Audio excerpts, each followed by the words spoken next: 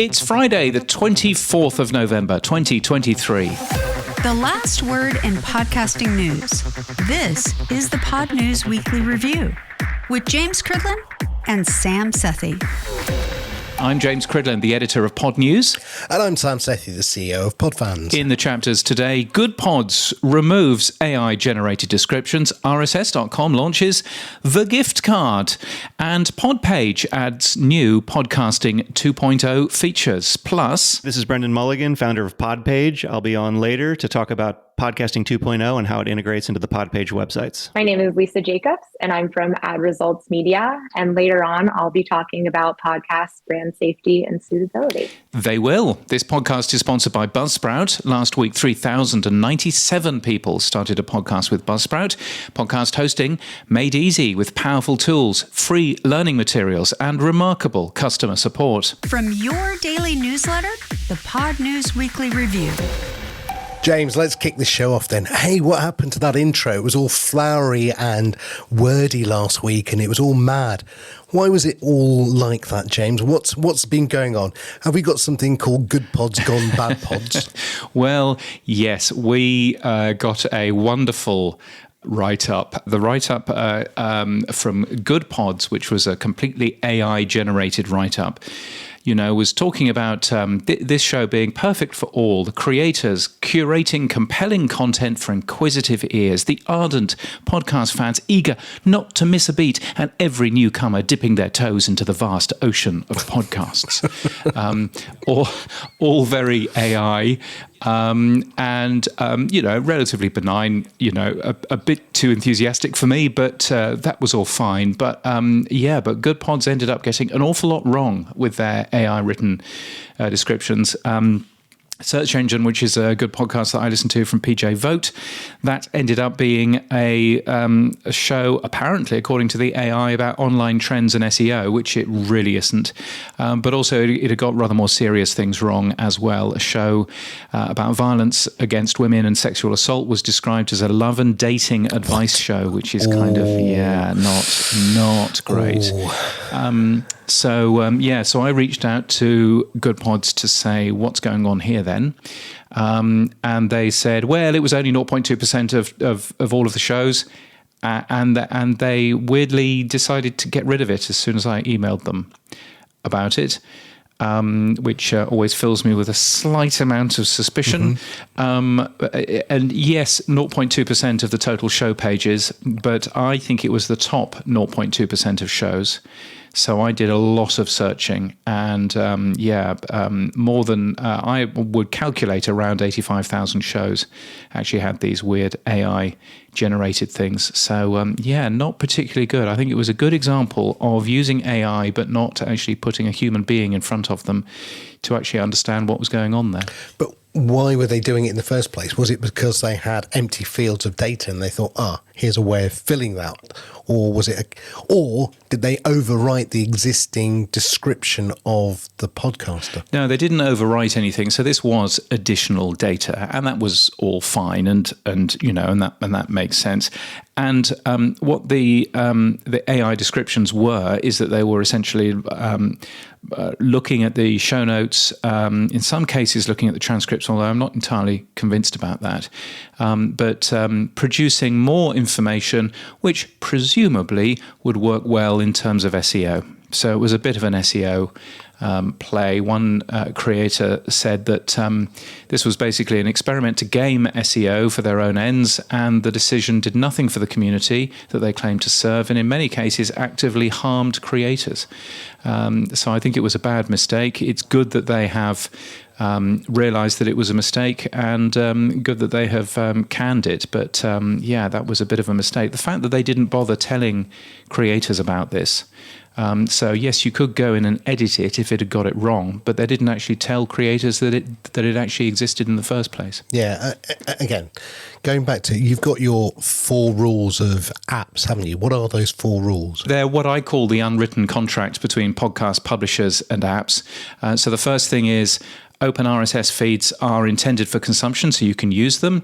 But podcast apps won't touch or alter the audio in any way. They won't charge to listen to your podcast. And most importantly, for this one anyway, they won't touch or alter the accompanying metadata. Now, arguably, they didn't touch or alter it anyway. They just added some additional metadata around it, but not necessarily the right thing for them to do. And I think certainly asking for consent and at least telling creators that they were doing that is probably a good thing. I think so. And I think I can see what they're trying to do. You know, they're trying to get improved SEO, or they're trying to make it much more discoverable. I think there was an experiment that Apple did, if I remember. I think Bumper discovered it, which was they were adding various tags to podcasts. And we never knew why they were doing that, but it was always in the background. It was always hidden. And you and I think, speculated that there might have been a search engine capability coming from Apple. That never happened either. So, again, you can experiment, but at least if you're going to do it safely, or do it transparently. Either way, do it one way or the other. Yeah, no, I think I mean, what I would personally have preferred Good Pods to do is to potentially send emails to those people that had claimed their podcast and said, hey, we noticed that your description is too short. And we would like it if you would write a longer description, please. That I think would be really helpful, because that would help all of podcasting. It would help their shows in both Good Pods, but also in Apple Podcasts and in Spotify and everything else, because the description is the most important thing. But they didn't do that. They just made up guff. And unfortunately, AI is very good at making up guff and sometimes getting it wrong. So, It's not guff, it's hallucinations. Hallucination, James. Yes, you are absolutely right. Hallucination. So, yes. AKA crap. Yes, exactly. But they've stopped it now, so that's all good. Let's move on then. RSS.com, friends of the show, they've come up with something that I thought clearly had been created for. The gift that keeps giving is what I've called this. They've created a gift card that allows you to basically buy a gift card for somebody else and give it as a present maybe to access hosting. So you can buy them a year of hosting. Alberto says, who's the co-founder, these are the first gift cards worldwide to give the gift of podcasting.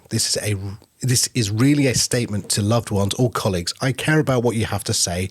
You have a lot of interesting things to say. Go ahead and tell your stories to the world. It's a lovely idea. It's an obvious idea in hindsight, which is always the thing, isn't it? Hindsight's the thing. Oh, yeah, I should have done that. But it's a good idea, isn't it? Yeah, I think so. I think it's a really smart idea. I think one of the nice things about this is that you get up to a year worth of RSS.com hosting. And once that year has finished, then your podcast will just stay there forever. You won't be able to upload anymore until unless you want to pay. But for that, your podcast, your episodes will stay there forever. You don't have to pay any additional money for those podcasts to actually stay there. And I think that makes a ton of sense. I think that's a really nice idea. So, having that show being automatically hibernated, if you like, is a good thing. So, and, other people, so I'm an advisor for RSS.com, our sponsors, Buzzsprout, they will delete free episodes after 90 days. Now, they're free episodes, so no money has changed hands, but that's clearly a very different way, of doing things. So I think, I think it's quite a smart idea, a good stocking filler or a secret Santa. If you want to go and buy those, rss.com/gift. Indeed. Now, James, Alberto and I talked about it last week because we knew it was coming out, but we couldn't talk about it. It was embargoed. One of the things you and I have talked about is micropayments and Satoshis and jumping the shark in terms of getting people to understand converting fiat to micropayment and then using that on, sites like Podbands, Fountain and Podverse, etc. So one thing, could we or should we create gift cards for micropayments? So could, say, a company like Podfans create gift cards that says, oh, here's 100,000 sats, right? And that's 20 quid. So pay Podfans 20 quid and we will fill your wallet with 100,000 sats.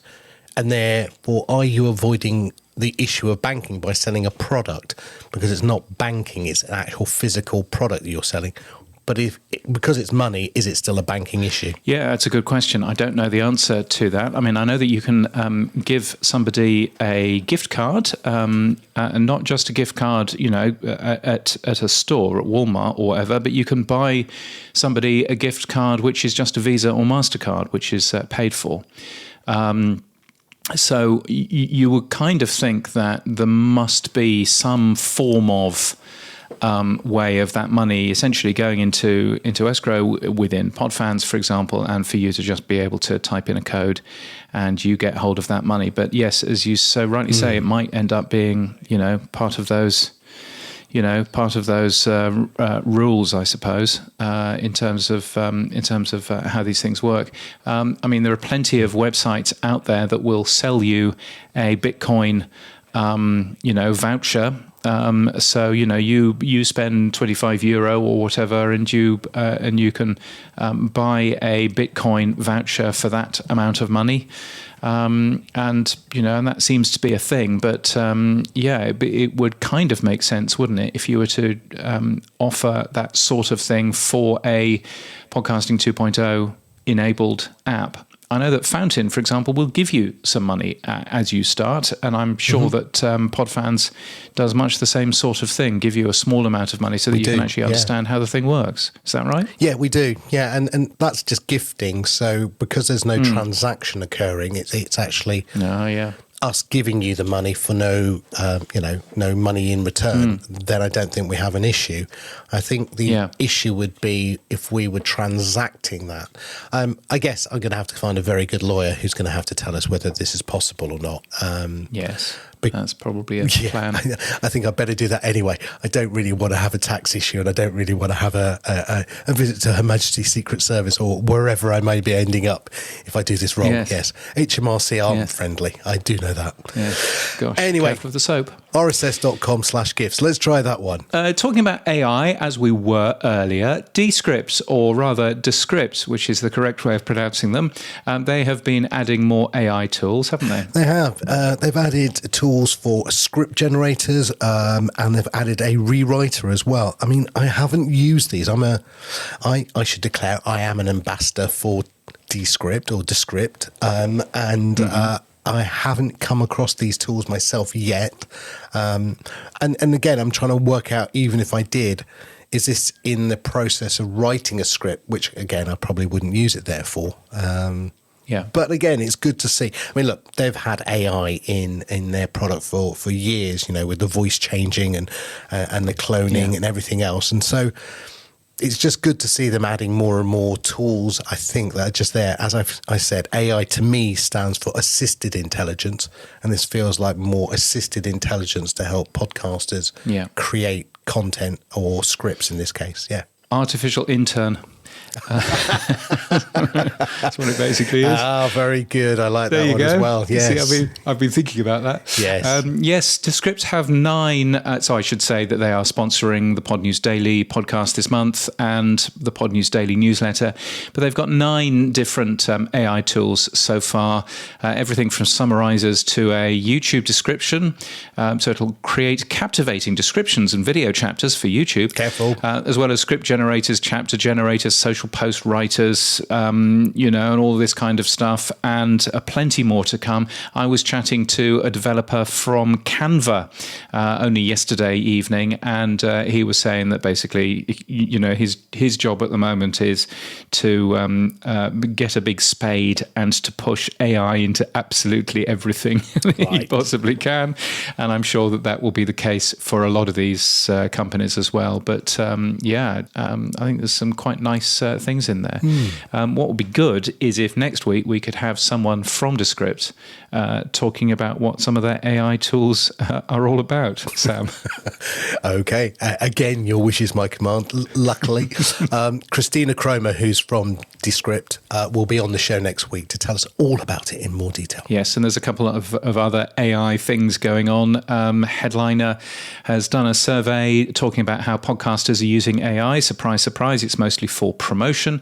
Spotify is experimenting apparently with Google's AI tools to make better recommendations for podcasts and audiobooks. So it'll be interesting to take a peek at that.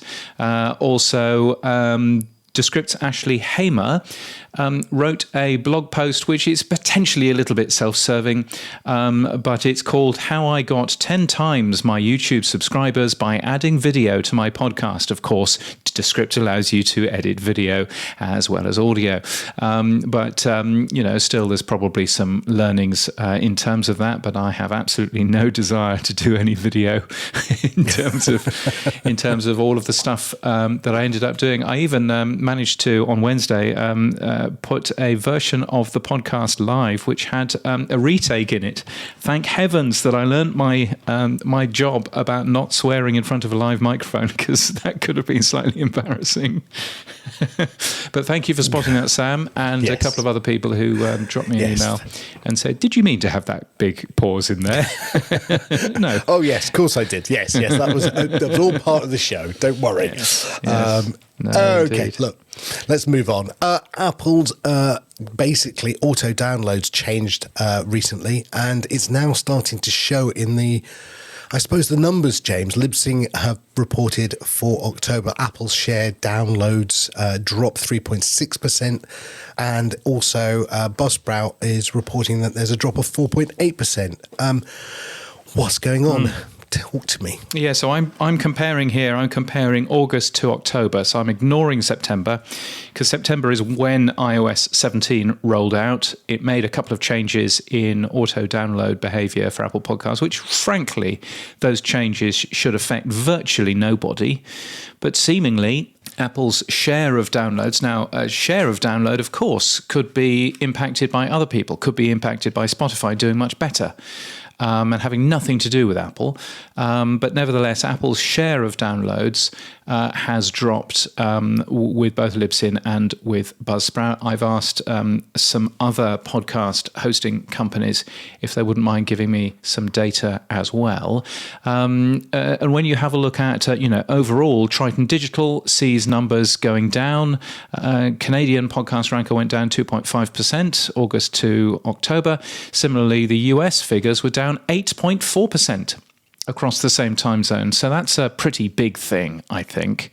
So I'm sort of curious from other podcast hosting companies, are you seeing a big drop in Apple Podcasts? And what does that say about Apple's numbers? It's always been the case that we have turned around and said Apple is very big and it delivers an awful lot of downloads and et cetera, et cetera. 9 times the amount of downloads that Spotify gives you per user. And all of that stuff. But it's always been the case that we've known that some of those Apple downloads are automated downloads. And if it's such a small change in behavior has had such a large effect, what is that actually saying about the total amount of downloads that are coming in through Apple Podcasts? I know that John Spurlock, a friend of the show, who listens to this show, I believe, I know that he reckoned that he had come up with a way of spotting user-initiated downloads versus automatic downloads. I think he'd come up with a way of spotting that for quite a few people. So I was quite keen to see whether there's a way of learning a little bit more about that, and also getting some data out of OP3 as well. My dream is to get a monthly SQLite database out of OP3 so that we can do some proper stories on there now that it's measuring more than 1,000 people. So at some point, that would be a lovely thing for me to potentially pay John to end up doing. I think that would be a good plan, maybe. Very nice. Well, you dream on for a while, James. You never know one day. Hey, it's Christmas. You never know. Ask Santa. I know that John is very, very busy as well. He's actually got some paid work. So, I'm not quite sure what his paid work is. I thought he was a multi-squillionaire. He was one of the original Googlers. I thought he was too, but no, apparently he has to pay for a living. So, yeah. So, anyway. What's he joined? OpenAI? Come on. Anyway, moving on.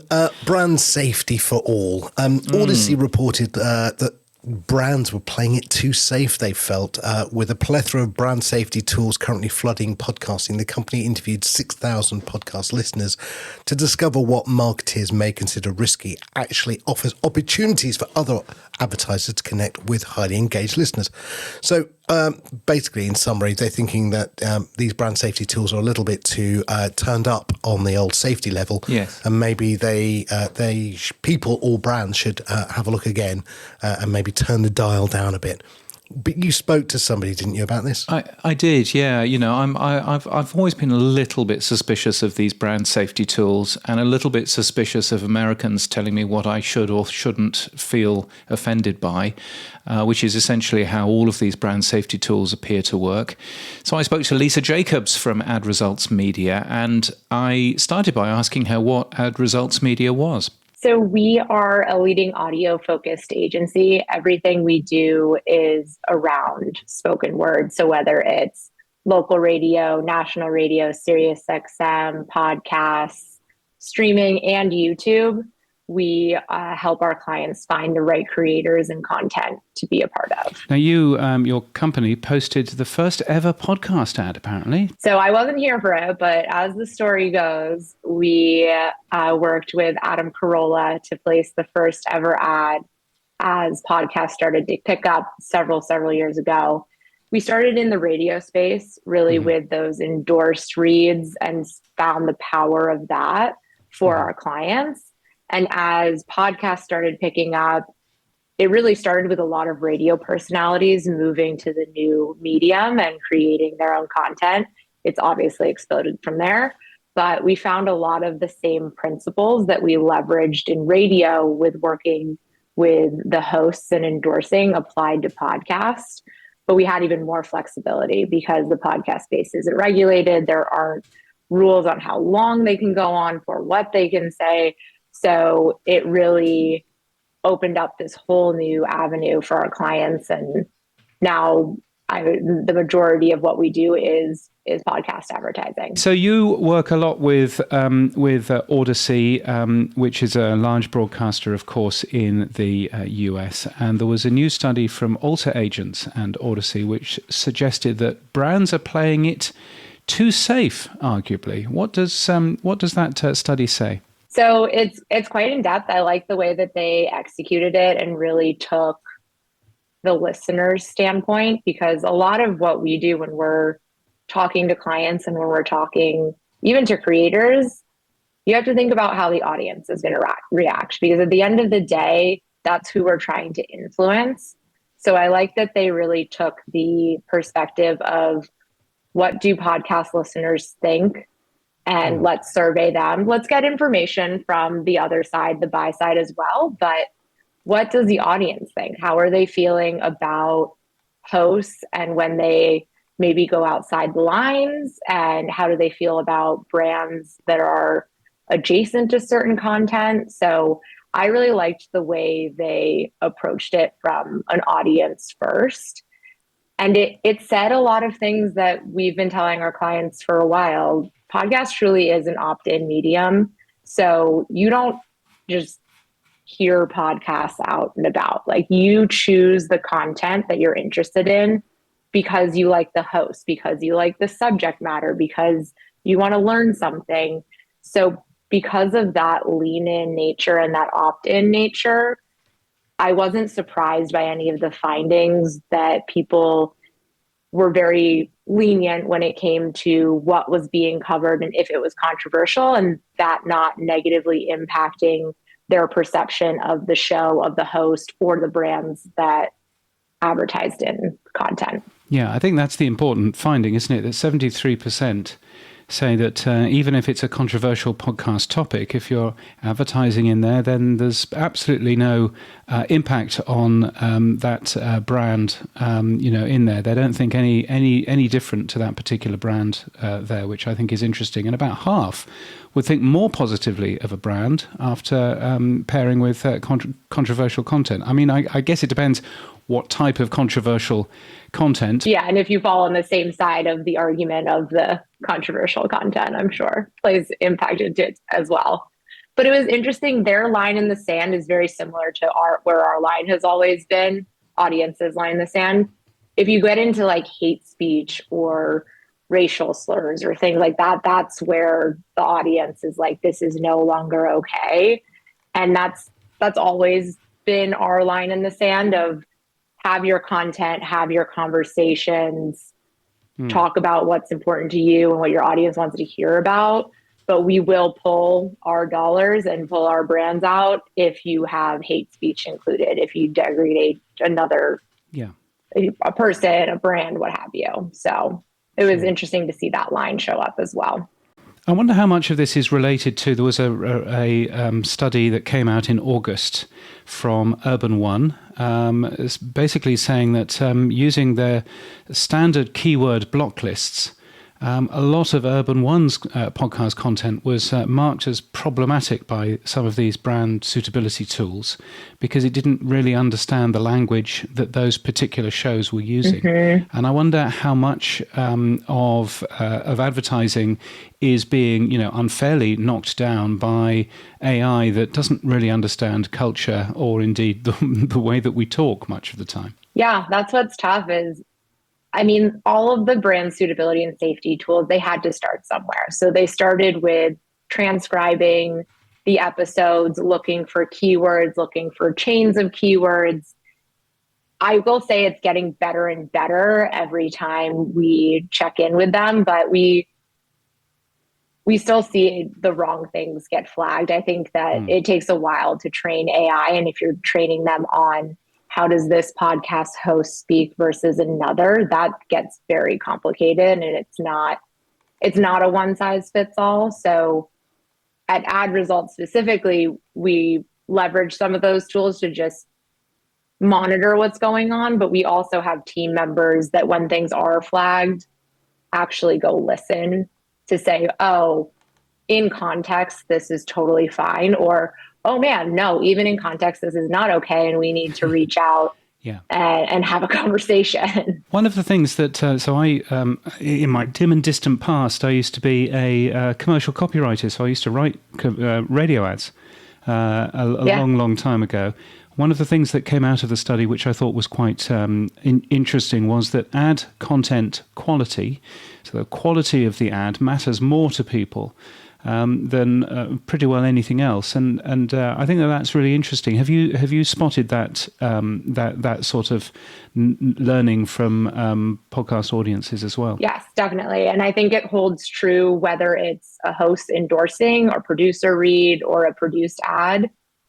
You want the ad to fit with the content. Like you don't want that jarring experience that we've all had when you listen to a podcast and you're like, whoa, where did this come from? So whether it's the host doing it, the producer, or a produced ad that's placed in, making sure that the tone and how you're speaking to the audience remains consistent has performed a lot better. The study also came out with lots of very positive comments about podcast ads in general. It turns out that people aren't really skipping them, are they? Which is a nice thing.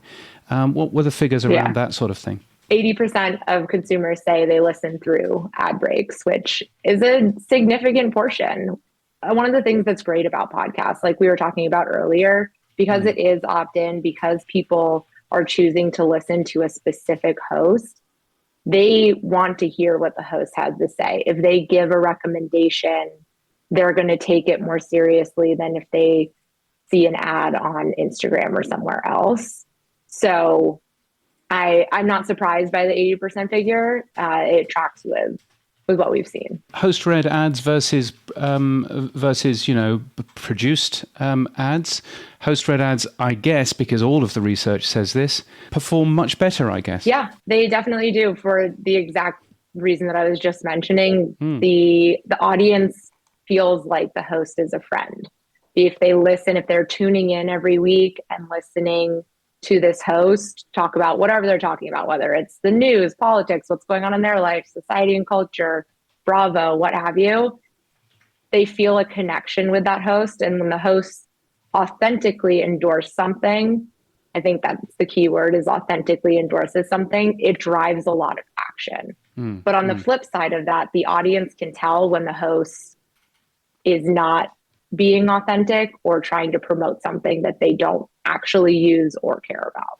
So what was your overwhelming takeaway from the data that you saw in this report? I'm really happy to have data to support a lot of what we have been sharing with clients and talking about, to have actual listener data that tells us this is what we care about, this is what we don't care about. And we like having the brands as part of the content. That's what I'm going to take away from it. I'm going to use a lot of these stats when talking with clients because it has been a hot topic. It's especially over the last couple of years, there have been a lot of controversial moments. There have been a lot of backlash on both sides.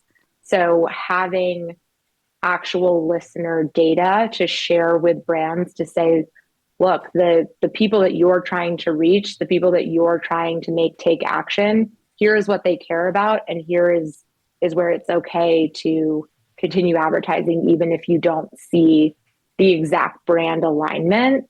And I think that's the other piece that it hit on a little bit, where it talked about some brands don't want to be in true crime because they don't see a brand alignment. It's really about going after where is your audience. Meet your audience where they are, not where you think they should be, because that's what's going to drive performance and the behavior that you're looking for. And everybody wants their podcast ads to work well, right? Exactly. Lisa, thank you so much for your time. I appreciate it. Thank you. Have a great rest of your day. Lisa Jacobs from AdResults Media talking about brand safety and stuff like that. So let's move on from brand safety for all, for fairer work for all.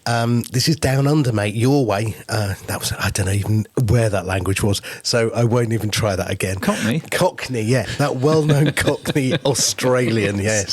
Well done, Sam, yes. A new organisation called Podcast Workers for Australia has published a freelance podcast rate card. Basically, they've set a recommended rate for freelancers working in Australia in podcasting, and they're advocating for a fairer industry. Sounds good.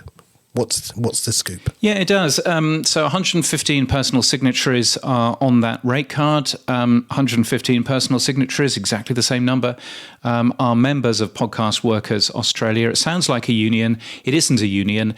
They've worked with a union, the MEAA, which I believe is pronounced MIA here. MIA, yeah, nah. Anyway, it's Australia's Union for Creative Professionals.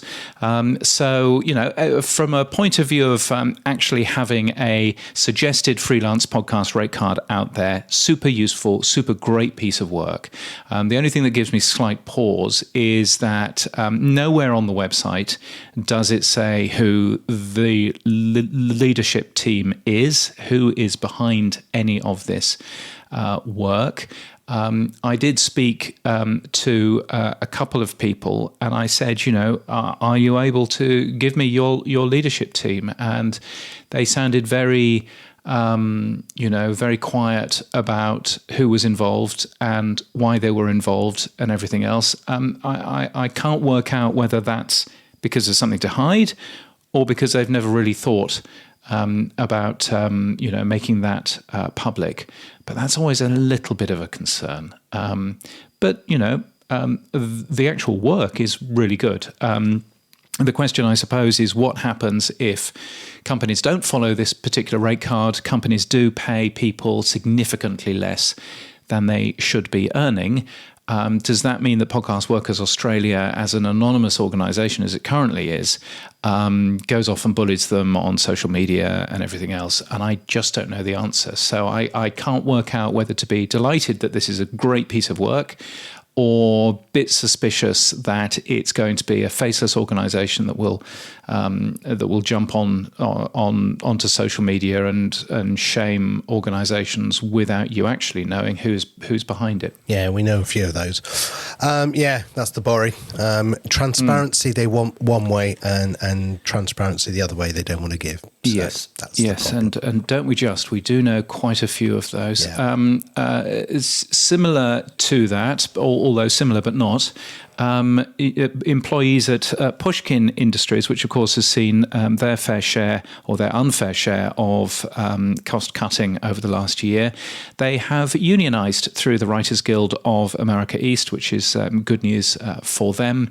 They did, which has just reminded me, they did send me a long press release with all of that detail, and I ended up linking through to a quite scant report, so I should probably go and dig into my email and find that longer statement from them. But I think that's good news as well. Yeah. Now, the last one, and I'm glad this came up actually. You put a story in from Channel 4, which is a TV channel over here in the UK, about how does fair use, otherwise known as fair dealing, actually work. I thought it was quite interesting, some of the key points in it actually, James. The first one was almost all creative works are protected by copyright. But when we looked at the RSS of most podcasts, they don't even have a copyright in their podcast. That's the first thing I noticed. Well, but you see, what this is saying is that all creative works are protected by copyright. Right. You don't have to put a copyright symbol in your work to protect it. It's already protected. It's protected automatically. Right. So yeah, so everything that you see in an RSS feed, regardless of whether or not it's got a copyright sign in there, is protected under copyright.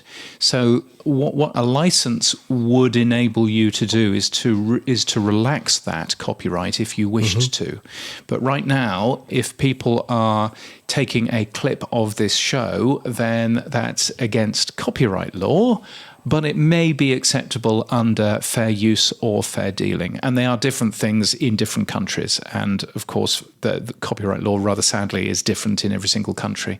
But there's some really helpful information in here around where fair dealing is acceptable and where fair dealing isn't acceptable. I thought it said fair dealing is a statutory defence in action for copyright infringement. So it's saying that if you're using something without permission or payment to the copyright owner, there may be a way in defence that you could actually say, yeah, I was only using that for fair dealing. And it says fair dealing is things like current events, criticism, reviews, quotations, caricature, parody, or pastiche. What's pastiche, James? I had to look this up. Oh, what is pastiche then? Go on, if you've looked it up. Oh, I had to look it up. I thought, good blimey, I couldn't say the word and then not have an answer. Pastiche is mimicry. So if you're mimicry or of a style of someone else's content. Oh, imitation. Yeah. And that's that. So there are reasons why you can use clips at fair use, fair dealing. But often, I think what was more interesting in this report, and I do recommend everyone to read it because it's a long one, in the copyright, it does protect people's endeavours so that they can properly benefit from their work. So that's the reason for a copyright. And copyright, as we know, lasts 70 years after someone's even died. So there is a time sink to it. But what was interesting was, I think, that having a license and having a license that gives you permission, as you said earlier, as to what you can do, I think is going to be important. And I've been looking at the Creative Commons licenses. They were used very heavily with blogging. And I think when you have a look at the 6 Creative Commons licenses, I think it's a good place to start, because what we have on the GitHub repo for Podcast Index is like 600 licenses. It's a crazy long list. It's utterly ridiculous. I mean, none of that makes any sense. And, and I think that there's probably 3 Creative Commons licenses that are actually relevant here. And I think, we should just, focus on that. It's the typical podcast index or podcast namespace idea of let's put in everything, including the kitchen sink. It's why the social interact tag doesn't work. It's why plenty of other of this, of these new namespace tags don't work, because they try to be everything to everybody. Exactly. I think it's a bit of a frustration. I think also the Creative Commons licenses mean the same in every country. They may have different write-ups in every single country, but they mean the same in every single country. And I think one of the frustrations and the difficulties here is that DMCA, for example, is an American thing. Here in Australia, we have kind of DMCA, but not really, and not for websites like, not for websites, but we do for ISPs and all this kind of nonsense. And then the rules are different in the UK, which this Channel 4 document is all about, to the US, to Canada, to Mexico, to everywhere else. And so I think the Creative Commons licenses, which are the right licenses for a podcast, because it's all about creative work, I think that makes perfect sense. Yeah. Well, I had a quick look in the podcast index, and it was strangely not many apps supporting the license tag, but equally not many hosts supporting it. All of them seem to have a field for copyright, but only a handful have a field for license. Yeah. So yeah, I think we need to look at this. And you kind of have to put licenses in terms of, if the license is in the copyright section, then, well, I mean, it's kind of not copyright, and it kind of is, and it gets all very complicated. And particularly doing it at item level as well. It's going to be really interesting. No. Stick to the channel. My goodness. Stick to the channel, yes. I'm glad to Yes, say, with my PodFans hat on, we've just put the 6 Creative Commons licenses, and we're keeping to that. Nice and simple. Let's keep it that way. But yes, and my suggestion, by the way, was just to add the license to the copyright tag. So the copyright tag exists. If you're saying that it's not actually copyright, it's just a CC BY license, for example, then that should be a tag within the copyright tag that already exists. It seems balmy to have an additional tag. And it can absolutely mean the complete opposite. Let's go around the world, James. Let's have a look. Back down to your part of the world, or close to it. Triton Digital released the New Zealand podcast ranker for October. What was the outcome? Yes, it was exactly the same as all New Zealand podcast rankers are. Very dull, the same people in, and RNZ, which is the big podcaster in that country, not listed. So there we are. They also released the US podcast ranker. I think PRX is brand new in that ranker, which was nice to see. And I think that NPR are currently not in any of the rankers at the moment because they are doing some tech reworking. So I'm looking forward to NPR coming back again. I find it very difficult, as I think I've said on this podcast many times, to report on these rankers without saying it's much the same as last time, because it really is much the same as last time. So, but they are useful and helpful things because they do all calculate the data in exactly the same way. So these rankers are quite helpful, in terms of that. Indeed. Spotify is to launch its advertising marketplace further around the world. So it's moving into Brazil, India, Japan, Mexico, and Sweden. And it's also expanding its contextual targeting based on transcription. So there you go. Yes, which is much the same as Acast's conversational targeting that Acast have been talking about a lot. So the fact that Spotify is also copying that idea, or maybe it's the other way around, who knows? But anyway, is interesting. I did notice when I was in Spotify, then there is a sign in Spotify which says something along the lines of, we can transcribe your podcast for you. Which is now in Spotify for podcasters. That seems quite new to me, but then I don't live in Spotify for podcasters, so I don't really know. But clearly they're using that sort of thing for this. I should also say, by the way, hello to you if you are listening to us on Spotify, and many congratulations. You are subscribed to the right version of the Podnews Weekly Review and not the wrong version, which I had taken out of Spotify 2 days ago. So it's not just Podcast Index that has duplicates. Spotify did as well for this very show. So thank you for listening. And if all of a sudden everything went a little bit quiet, you won't be listening to this because you were listening to the wrong one. But still, there we go. So I thought, I'm always looking at the podcast index data and going, oh, there's another duplicate in there. But, Spotify has one too, which I thought was interesting. Australia, they are talking about podcast advertising. Spending on podcast advertising in Q3 grew by 88% year on year. Who were the top three advertisers, Sam? The top three advertisers, James, they were the usual suspects, weren't they? Amazon, BetterHelp, and Takeaway.com. It doesn't seem like... Who's Takeaway.com? Grubhub. Who's that? Menulog. Who's that? God knows. Why have they got so many brands? Why can't they stick to one brand? Well, exactly. And they're not called either Menulog or Grubhub, where you are. What are they called where we are? Yes. Well, I'm glad that you wondered. So, in the US, they are called...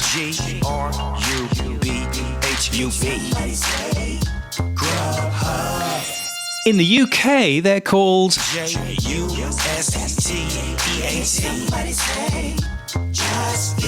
Just Eat. And in Australia,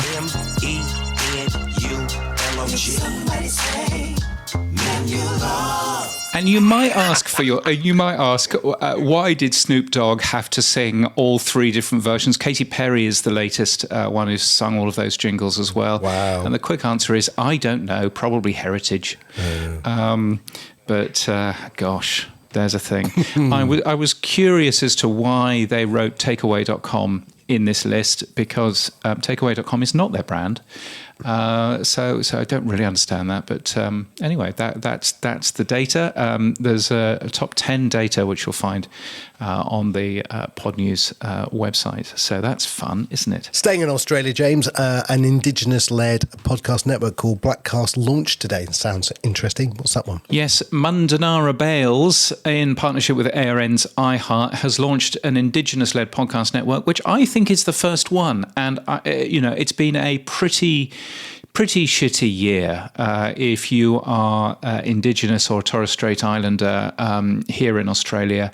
I think it's a fantastic thing to actually see a podcast network specifically for Indigenous people start up. It was launched earlier on this week on Gadigal land in Sydney, and that was the day after the Australian Podcast Awards, so there must have been quite a lot of sore heads. Should we move on? Any job news, James? Not really, but there's plenty of jobs going on podnews.net/jobs. They're free to post, and it just takes 2 minutes to add a new role. Over in terms of awards, the Audio Production Awards took place this week as well in London. Lots of friends of the show ended up taking away a bunch of winning things from there. Let me tell you who the big winners were. The main winner was the producer of the year, Anishka Sharma, who is a producer for Reduced Listening, who make a bunch of shows in the UK. And the production company of the year was Overcoat Media, not a particularly large company, not one that I've heard of particularly much. They do a lot of work for the BBC, for BBC Sounds. They're based in South Wales. They're based in seemingly in a farmhouse quite close to a village in South Wales. So bless them. But they ended up winning Production Company of the Year. The full winners are on the Podnews website at podnews.net. And of course, the Webby Awards are coming up. The 5th of December is when you need to get your entries in. I don't know, Sam, whether or not I've told you whether or not I've won any Webby Awards. No, slips my mind. I haven't heard this. No. Got anything? Anything? Yeah, I got two. So but so that's nice. Did they count anymore? Because I think they were in the last millennium. I think they were. Did they have a sell-by date on them or something? They were. And of course, Ainsley Costello doing her live music events on December the 20th and the 21st. There's more details of that. Where's more details of that, Sam? Well, we're waiting on the more details. You can go to Ainsley Costello's own website, ainsleycostello.com, and there'll be details about tickets and the event itself. But RSS Blue, who are helping Ainsley, are going to be putting up the RSS feed, and then I think all of the apps, the Podcasting 2.0 apps, will then be obviously putting up the trailer and then alerting you to when the event is live, and you can watch them in any of those apps. The tech stuff on the Podnews Weekly Review. Yes, it's the stuff you'll find every Monday in the Podnews newsletter. It's where we do all of the tech talk. We're under the cosh in terms of time here, but all kinds of nice news, including Pocket Cast adding a bookmarking feature. RSS Blue now lets you upload music, either single tracks or albums, to a podcast feed. Pod Home implementing image compression, even though artwork is supposed to be under 500 kilobytes anyway. So I'm not quite sure why they're doing that, but you seem very excited by that, Sam. Yes, because we have to do image compression locally because we get megabyte-sized chapter arts and we get mega-sized... And there's no compression being done by most hosts, right? Yes, and they really ought to, because Apple won't touch it if it's over 500 kilobytes. Yeah. So I'm not quite sure what's going on there. But the nice news was a company called PodPage, which makes nice-looking websites for you. If you need a nice-looking website, it's as used by Boostergram Ball. They proudly support some Podcasting 2.0 tags. Sam caught up with Brendan Mulligan to find out more. PodPage launched about 4 years ago. What I noticed was that a lot of podcasters had their podcasts on Apple and Google and Spotify and all these places. And when you search for them on Google, you would be pointed to all these different platforms. But a lot of podcasters didn't have their own website. And so PodPage was created to make it very, very easy for a podcaster who already has a feed set up and everything else to go from not having a website to having a really, really, really good website that's search engine optimized that they can assign a domain name to in just literally under a minute. And so about 25,000 podcasters have used PodPage to set up their websites. The whole thing is automated. So when you release a new episode, we pull it in. If you get a new review on Apple, we pull it in. If you put a new video on YouTube, we pull it in. And so the idea is that you set this website up once, but you don't have to manage it. You don't have to actually spend your time working on it. You set it up and you set it and forget it. And so it's been great. It's been a really great 4 years of providing this for podcasters. And what's the revenue model? Is it free, chargeable, pro versions? How do you make money on it? It's a software as a service. There's 3 different tiers ranging for what you need, depending on what stage of your podcasting career you're in. We have a free trial. We recently did away with our free plan because after 3.5 years, we found that almost no actual podcaster was using our free plan for their website. Frankly, if you're going to set up a podpage.com/your website name, you probably already have your Buzzsprout or your Libsyn or your one of those pages. And so we found that most people were trying it using the free plan, but then either upgrading or abandoning it. So it makes a lot of things easier just to kind of take that away. So there's a 2-week free trial. They can do whatever they want, and then they upgrade. Cool. Now, mea culpa, I didn't notice that back in August, although James did cover it, you added a whole bunch of new Podcasting 2.0 namespace tags. What did you add? Let's go through some of them.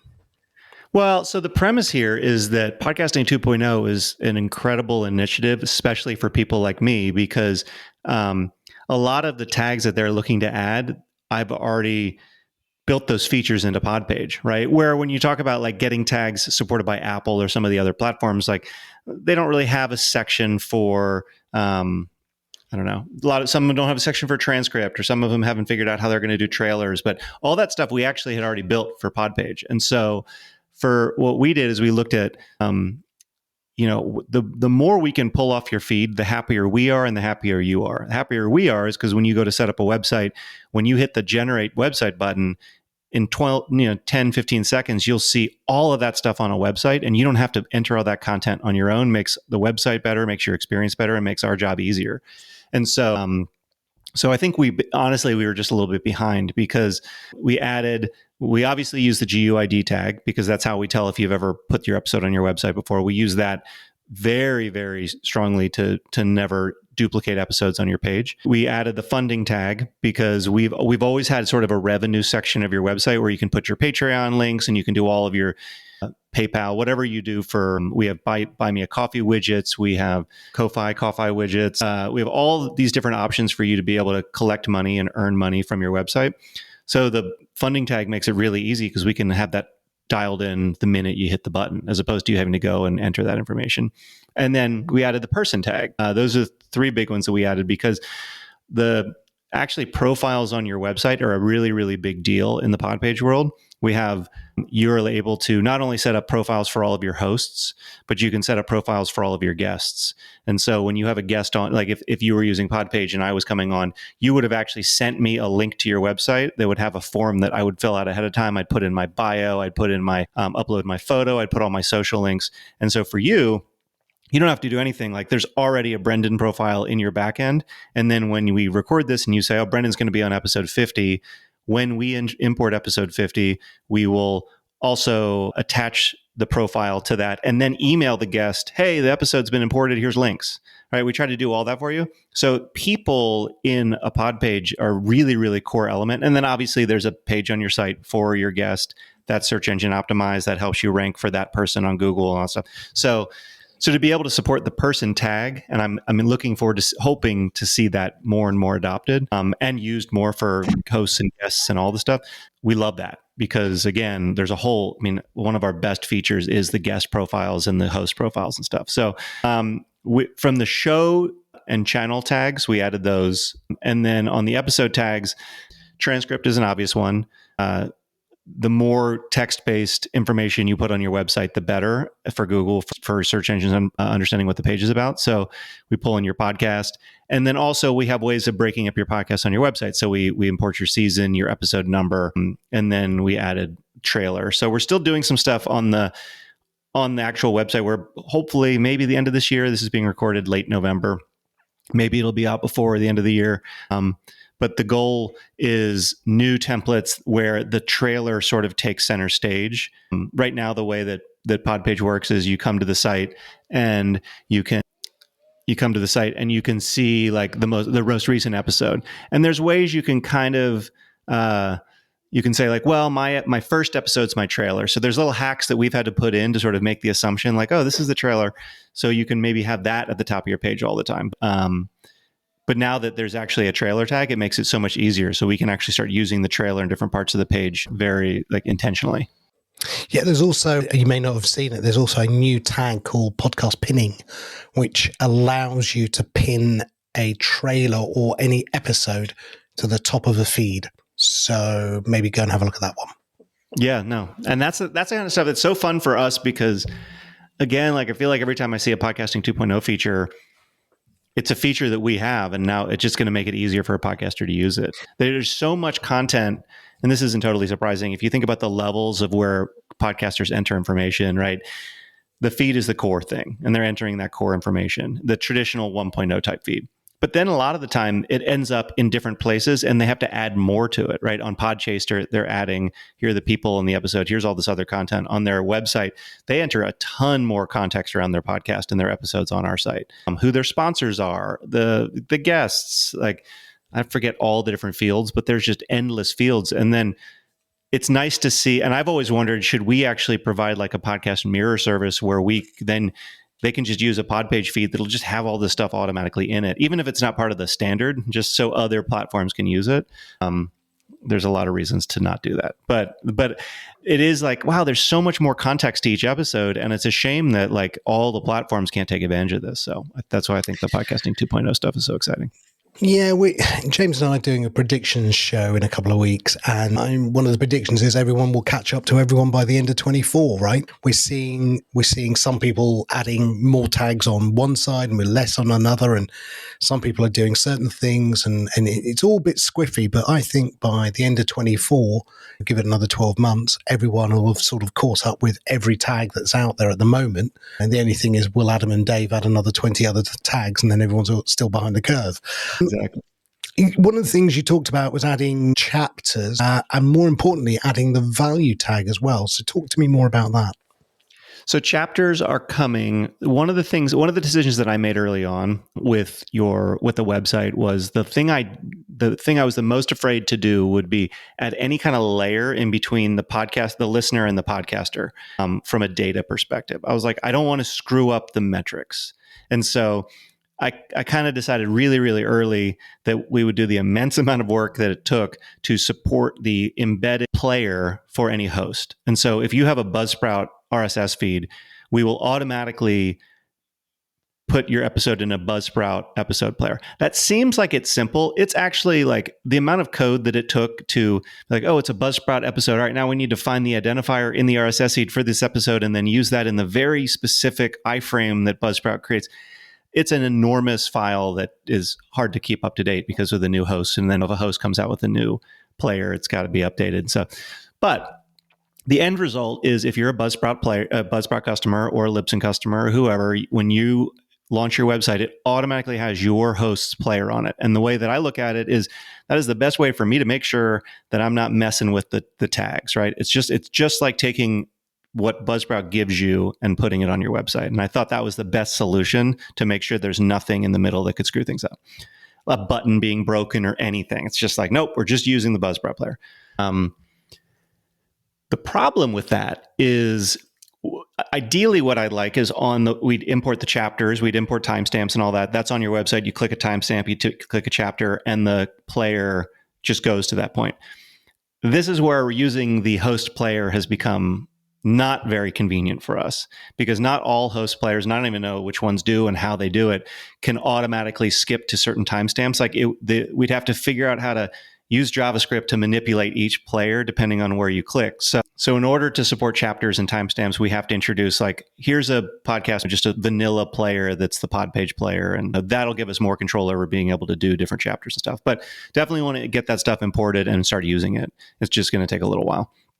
Yeah, I mean, Buzzsprout have done some great stuff recently with the AI stuff. I mean, the transcript that they produce out the AI linked to the person tag is really clever because you can go into the admin, connect, it'll auto transcribe, and then you can go and listen to snippets, add the person tag to the ping. And then when you import it into an app, you're suddenly getting the person avatar with the thing. It just looks good. It's all working. And I love that. That's very cool. Who's doing that? Buzzsprout. So yeah, they've done a really good job. And again, I'm sure when you add, again, chapters and chapter markers and all that, it'll all come together. One of the things that you have said you're going to be doing as well is the value tag and value for value. Talk to me more about how that's going to evolve and where you see it going in your own mind. I need to spend more time digging into how technically we do it. Now, from my understanding of it, and I fully am a little bit ignorant here. Because we launched this in August, I haven't been digging into the value tag since August, so it's been a few months. It was heavily reliant on cryptocurrency wallets, and I remember when I looked at it, I said, this will be easy in an app where all this stuff is hooked in. It will be much harder to do in the browser. And so I remember that being a blocker. Now that was, traditionally different blockchains support different types of extensions. And I've got a lot of experience in the whole crypto and blockchain world through different projects. And so I think that there's a path forward to be able to support that. I just can't remember right now what the issues were, but there were some pretty big blockers to just being able to do it on through a web page. And that's PodPage is a web standard. So, we're on the web standard. So that's the way we have to. You'll be glad to know, Brendan, because with my other hat on with PodFans CEO, we're a PWA, we're a website, and we've integrated directly with the Olby API from a web page. And we run a PWA on the mobile, and it works a treat. So, yeah. So with that, though, you're a PWA, which means you're an installable website as if it's an app on a phone, right? We went that extra feature. I mean, if you just want to use us in the browser, then you can. But you can. And are you able to, if you're just in the browser, can you do the integration that you just talked about? Yeah, absolutely. Yeah, we did it. So we built the desktop first, and we did all the integration with the Olby APIs and everything. And the guys over there are really good, Boomy and Moritz. They'll jump on board and come and help you really quickly. that all works. And you can do two things. You can offer a new wallet to people who don't have one, or you can authenticate against existing wallets. And apart from Fountain, every other podcast app is using Olby. So what you're getting is this ability for a community just to quickly get on board. It's not. So that's one of the benefits of the Olby API. And again, now it's evolved as well in its complexity. Back in 2022, it was like the Olby QR codes and blah, blah, blah, and invoices and pay. And it was all gobbledygook. And it was like custom keys and pub key. And it just, everyone was like, oh my God. And then suddenly Lightning addresses appeared, and it suddenly became very simple. And suddenly people were like, oh, okay, I get a wallet, I get a Lightning address, I can make a payment, it's direct to peer-to-peer, bang, done. And the API's evolved, and websites have got a little bit more smarter, and it's all just works. Just that would be my bottom line to you. It all just works now. Yeah, I think that I remember when I looked at it. So I always try with PodPage to be really focused on what the core use case for both the podcasters and the listeners are, and not try to get myself into other businesses or build features where I'm not in the workflow. So when I think about the podcasting workflow, for example, I'm post-publish.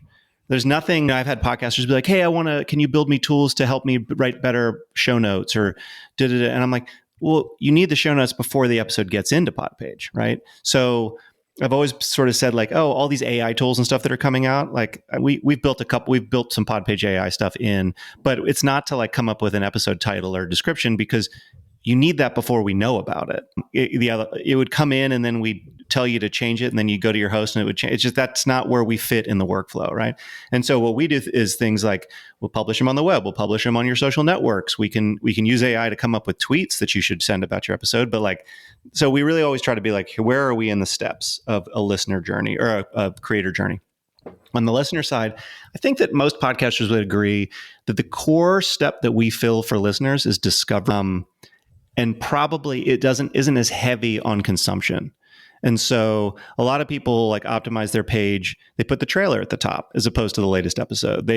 We have a section where you can feature certain episodes that you consider your best. And so it's about capturing the listener. And then I would say in most cases, getting them over to a podcast app to actually do the listening. There aren't a lot of people sitting on PodPage just listening to episodes. The data, a lot of data shows that globally, but then I've had some very podcasters that care a lot about the data who dig into the PodPage data. And universally, they're like, not a lot of people are spending a lot of time sitting in front of the browser listening to the episode. If they're going to do that, they'll watch it on YouTube or something. Yeah. And because of that, that's why the value stuff is a little less of the top of mind for us, is because I feel like the value for value really shines when the user's consuming it. I feel like that's when it really those are the best touch points for value, where I feel like the website, again, it's still more about, like when I look at Podcasting 2.0, I go, look at this rich metadata that we can use to then drive Google to point people to this website and then get people into their apps to listen to it. That's just how I've always thought about it, though. Could be wrong.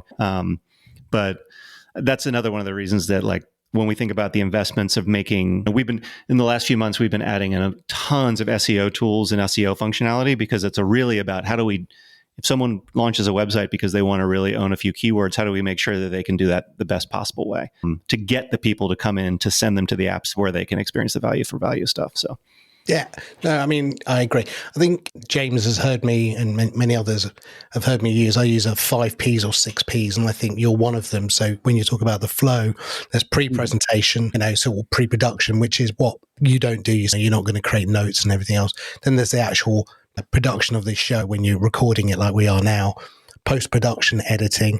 Then there's that presentation layer, which I think is where you fit in, right? Presenting out the post-production. And then there's profit maximization and promotion. And I think you actually fit into promotion as well, as getting the word out with SEO. So I think, again, in my very, very simple little head that I have, I tend to put people into buckets, and that's where I'd probably put PodPage. The other things that are coming, again, just asking in case you've got them in the roadmap, there's something called a pod roll that was announced recently, which is like the old days of blog rolls or host recommendations. No one's really settled on the right terminology. Is that something that you might want to look at as well next? Well, it's funny that came out a few weeks ago, and although I was excited about it, it makes my life a little more complicated, because we we had just almost finished a feature within PodPage where it was a podcaster recommendations feature. And so you would go in, anyone who uses ConvertKit, I mean, I was really inspired by their creator network feature, where the idea is in ConvertKit, you find other people who you love, and then you try to, when someone signs up for your site or your list, like you can have it on the next page say, hey, here's 3 others that we really like. Go sign up for them. And so trying to figure out what's the podcasting and PodPage version of that. And so we started rolling out a podcaster network, and where podcasters would be able to go in and say, I'd love to recommend other people to my show. Would you like to recommend me? And sort of do a matchmaking thing in there. And that's kind of 90% built, I would say. Probably I could launch it. There's some rough edges to smooth out. And with any of these kind of marketplace type things, there's always a chicken and an egg. But then the Podroll stuff comes out, and I had to take a step back and be like, okay, well, how do these two things work? Because one of the primitives of the network that we were going to release was they had a PodPage site, and it was like you could say like, hey, I'd like to recommend you. Would you recommend me? There was a little bit of working together where the Podroll is a list of RSS feeds. And so even just the data display for me, I need to think about okay, well, these are RSS feeds. These aren't PodPage websites. And so just grabbing the episode title and grabbing the podcast title and artwork, it's easy because it's just grabbing them from the feed, but it's not saved in our database. So I kind of have to rewrite what we've done and think, again, how do these two things work together as opposed to, it would take me 2 seconds to add a Podroll page to your website. But, and maybe that's what I'll do first, because like trying to figure out how to fit Podroll into this whole system that we had already built might be harder. So anyway, even just talking through it on this helps me a little bit to try to you always want to move quickly and push stuff out. And I've tried to be a little bit more diligent here recently, where I'm starting to realize, some of the decisions that we made like 2 years ago to move quickly, I'm having to undo now. And for 1% of websites, they're seeing like, this feature used to be there. And it's like, well, I shouldn't have launched it in the first place. It should have been part of this feature. So we just need to migrate people. I want to get this one a little bit more sort of long-term thinking around this, but I love the feature. Like, I think it's such a cool, again, you take it in the web world, like the hat that I wear, having podcasters linking to other podcast websites from their website is good for a lot of people, right? Backlinks are very, very important when it comes to SEO. And so how do I make sure the Podroll concept is good in that way too, right? Like, I don't want to just link, I love to the Tim Ferriss show, go to Apple to listen to it, right? It's like, how do we make sure that we can kind of connect dots where we can connect dots? And obviously, if the person you're recommending is a PodPage user, we should tell that person about it, right? There should be some sort of, there should be something more than, we put the data on your website. So I'm just trying to think through that. Yeah, being a web app, I mean, one of the things that a conversation that started, I think, with Adam and Dave a couple of weeks ago on their show was, how can you get better identity of individuals on the person tag? And it was really funny because I'm fairly old and I go back to the early days of the noughties when we were talking about micro formats and friend of a friend called FOF, and we were talking about micro data and XFNs, and it really feels like we're coming full circle around to all this stuff again. It's all about, can you add some simple metadata around the person tag to extend it to allow for better discovery? And I think somewhere along the line, I think all of us need to roll up our sleeves, have a little look back at what was done before, maybe enhance it a little bit, dust down the old standards, because they are W3 standards, and say, hey, how can we implement some of this? I think that's going to be, certainly for me in 2024, one of the things I want to look at. Okay. Yeah. I've got my brain going about, there might be I'm now wondering if there's a straightforward Podroll way to sort of replace, like my ultimate, you can tell that now you got me going on. That wasn't no worries. I mean, and I even mentioned this when I was talking about one of the hardest parts about doing the podcaster network, PodPage podcaster network, was chicken and egg sort of marketplace with no supplier demand. And I want people to be able to, the idea was that no one should be able to recommend someone who's not open to be recommended. Mm-hmm. And so that was kind of one of the primitives. But with Podroll, I realized that it's just totally open and you can put anyone you want on there. Which means, and like you can think of like how this could be negative, where it's like, a podcast that I don't want to be associated with is recommending me. And that gives the podcaster being recommended no control over that. But I guess if that's the way the standard's moving, then there's not. I was like, well, you shouldn't just be able to be added to someone else's site through this network without actually getting permission to be listed. But again, then maybe I'm being too sensitive about how some of it works. So yeah, I think maybe you are, because I mean, you would have to then extend that to, well, I don't want to be in your playlist. Then I don't want to be any form of recognition. I mean. Yep, no, it's true. And what you might want to do is actually build a feature which is, do not follow me, do not link to me, do not talk to me. In which case, why are you doing a podcast in the first place, right? And no, it's totally true. I mean, it's funny because I think sometimes, like, yeah, any horrible person could recommend your podcast and you couldn't do anything about it. Mm-hmm. This is kind of like, and it's different because it's music versus podcast, but you see, at least in the States, with our beautiful political landscape where we're all so nice to each other, you see like musicians starting to say, hey, you can't use my song at your campaign rally. And all of that. So to me, it's like, whenever I do anything on PodPage that would essentially be, hey, it's not sharing personal data, but whenever it's starting to be like, you're linking to my website, I don't know. This has just always been a policy in my brain of like, just make sure that you're being sensitive about what people would want before making it easy for people to do whatever they want. But you're right. Someone could just build a custom page on PodPage and list a bunch of podcasts they like. So I feel like I have a little bit more responsibility when it comes to, I'm helping you structure data versus like it's a free for all. But anyway, we can get off this topic. Point being, maybe I'll launch a PodRoll support this afternoon or something like that. Cool. That'd be fun. I look forward to that. Now, one of the other things Adam Dave talked about, well, Adam did, was that he actually has a couple of PodPage. He runs a couple of his podcasts through it.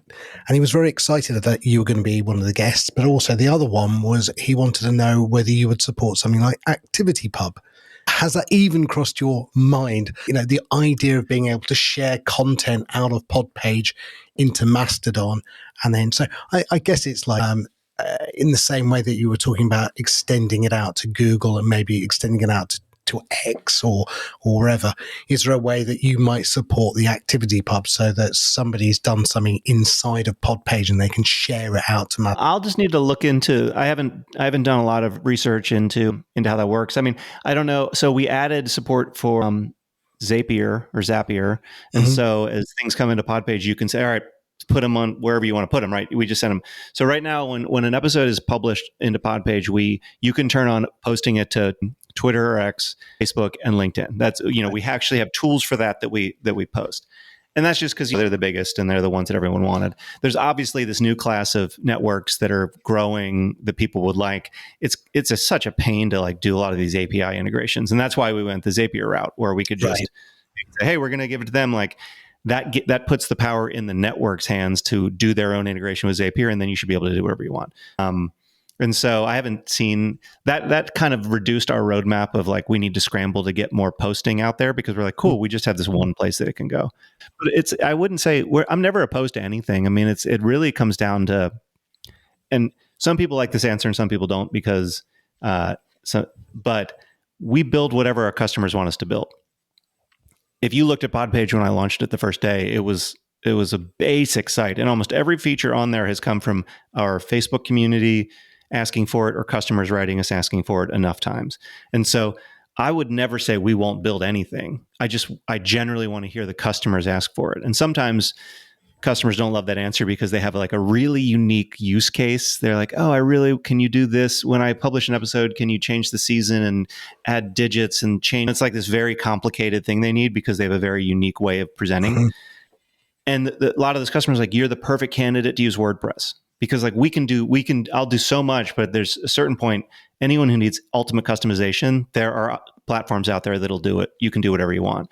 And so anyway, I think your question was, would you be open to the ActivityPub? I would totally be open to it. I just want to like learn a little bit more about the use case and how many more people were wanting it.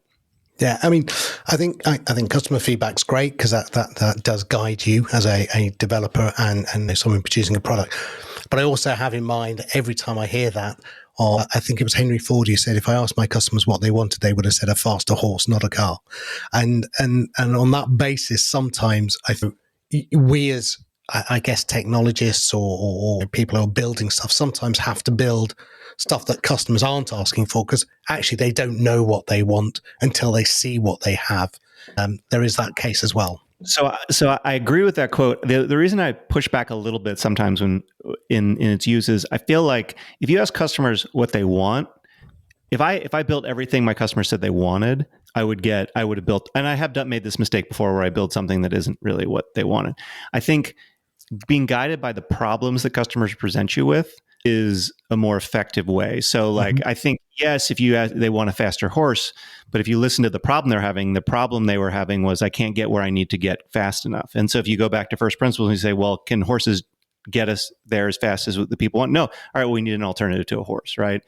Exactly. I think in product development, it's not so much that we go after, we just do what the customers say. It's more listening to them say like, oh, I'm having a problem because I'm not able to, like the thing I want my customer, here's an example of something we did recently. Like the thing I want my customers to do more than anything is to buy my new book. I have a link in my nav bar, but how do I make it bolder, right? How do I, because the page isn't really structured to have like it has never been structured to have like a different thing than listen to my podcast. So recently we've added a way to reorganize your nav bar so you can have whatever the main call to action is you want. We have an announcement bar at the top where you can write anything. And we have a modal that used to only be for collecting email addresses. And now you can pop it up and say, buy my book. And so the customer, I forget what, that example, the customer wanted something that wasn't one of those three things and honestly wouldn't have made a difference. But it was like, oh, you just want to be able to highlight a promotion.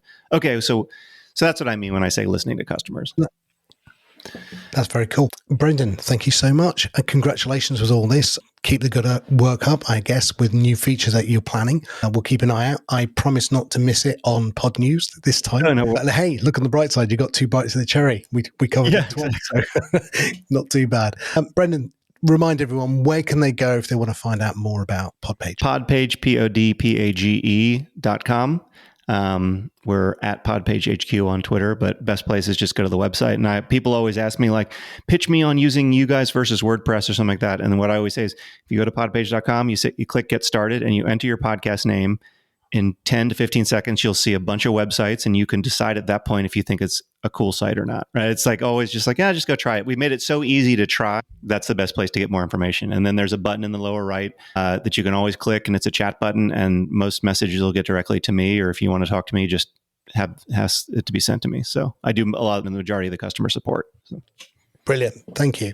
Brendan, thank you so much. Good luck with the page, and we'll catch up with you in 24. Thank you so much. There we go. Brendan Mulligan. Yeah, lovely chap that he is. He's coming to, hopefully, Podcast Movement in LA. And yeah, he's building out more and more features. I think overall what I got from it is that, he's done a great job in supporting some of the earlier podcasting 2.0 tags, and they're growing great. And it's that catch-22 between finding out what's the next set of podcasting tags like pod roles and value time splits and value chapters, and understanding how it all works. So I think he's in that second role of what does he do next. But one thing I would say, James, it sounds like one of these products that one of the hosts should just buy. I completely agree. I think if you look at some of the podcast pages that Libsyn produces, for example, why John W. Gibbons isn't jumping, to buy PodPage, exactly. I really don't know. I mean, that makes absolutely zero sense. Buzzsprouts are very lovely. If you want to see ours, weekly.podnews.net is where our Buzzsprout website is. But if you have a look at Libsyn's, or you have a look at, some other podcast hosts, don't want to be rude about too many of them, but most of them are rubbish. Mm-hmm. And, just white label PodPage with your own style sheets and that kind of thing, that makes sense. Or just buy the company, get rid of all that horrible technical debt. I'm really surprised why people aren't doing that. Yeah, absolutely. Boostergram Corner on the Podnews Weekly Review. Yes, it's our favourite time of the week. It's Boostergram Corner. We've got a number of sats, which is excellent. What have we got here? Gene Bean. Row of ducks, 2222. As a follow-up to Sam's discussion about the person tag taxonomy, I also find it limiting and confusing in its current form. I went reading through the entire taxonomy. Well done, Gene. And I couldn't make out what, for someone who does everything except speak on a show, I would have thought there'd be something like a producer to cover this, but that doesn't seem to be the case if you go by the descriptions in the spec. Well, there is a producer. I do have to say I've read this spec as well multiple times.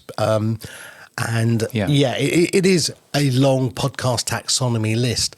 It's not complete. I think they've got everything in there, including the kitchen sink, haven't they? Which makes it quite difficult to actually work out where things are.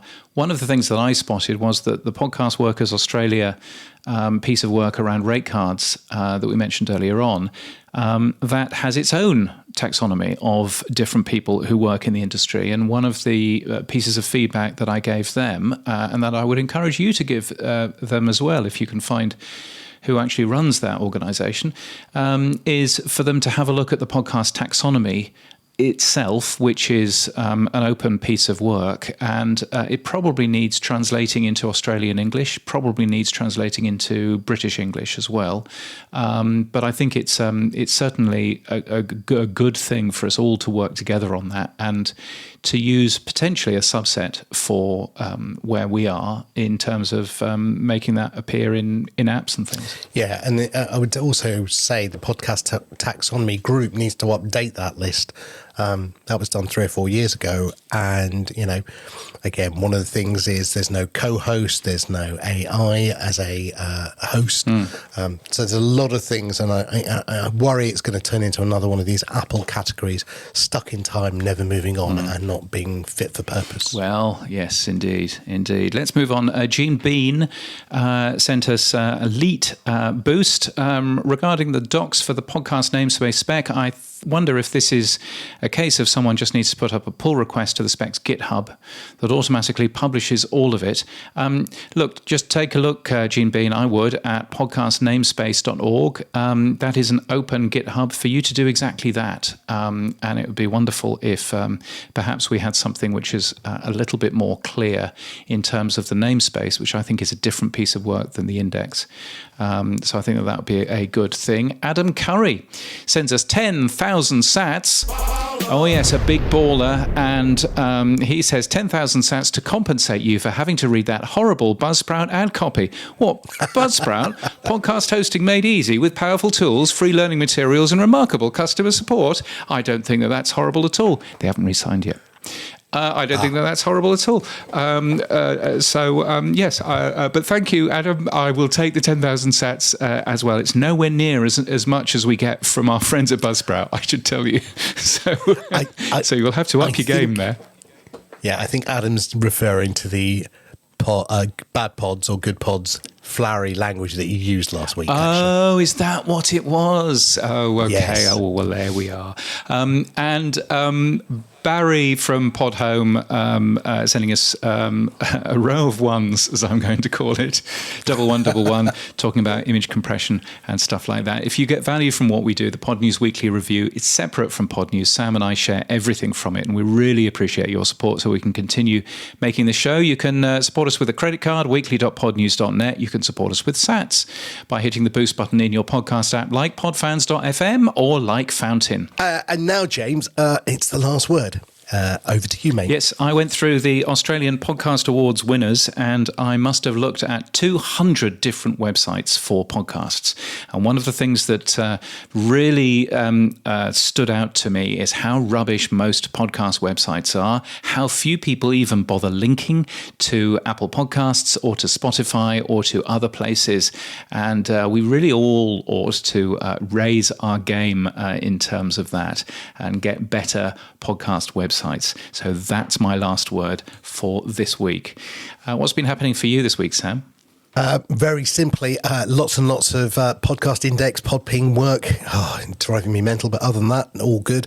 But I had a little idea that came back from my Netscape days. Dave Jackson mentioned it, actually. They had badges that were best used or best viewed with Netscape or best viewed with IE, if you remember those in the day. And I just wondered if we had any badges for podcasting. And I had a look on the GitHub, and there was a podcast certificate badge, but it hasn't been used on the main pages or anywhere. So I just threw up a little idea.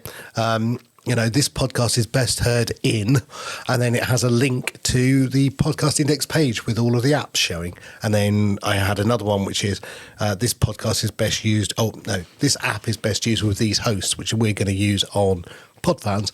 That, again, just links back to the hosts on the podcast index. Again, just a bit of awareness I thought we needed. Yes, I think it's certainly something we should be having a look at, and I intend to get my hands dirty with those and make the copy a little bit smarter. But we do need to work out where it needs to go to, which of course is the thing. James, so what's happened for you? I had a very entertaining week. It's 100 years of radio in Australia, so I was on ABC Radio Brisbane earlier on today talking about that and various other things. It's been a good week for me. And that's it for this week. You can give feedback to James or I by sending us a boostergram. If your podcast app doesn't support Boost, then grab a new app from podnews.net/new podcast apps. Our music is from Studio Dragonfly. Our voiceover is Sheila D. We use Clean Feed for our main audio, and we're hosted and sponsored by Buzzsprout. Podcast hosting made easy. Get updated every day. Subscribe to our newsletter at podnews.net. Tell your friends and grow the show. And support us. The Podnews Weekly Review will return next week. Keep listening.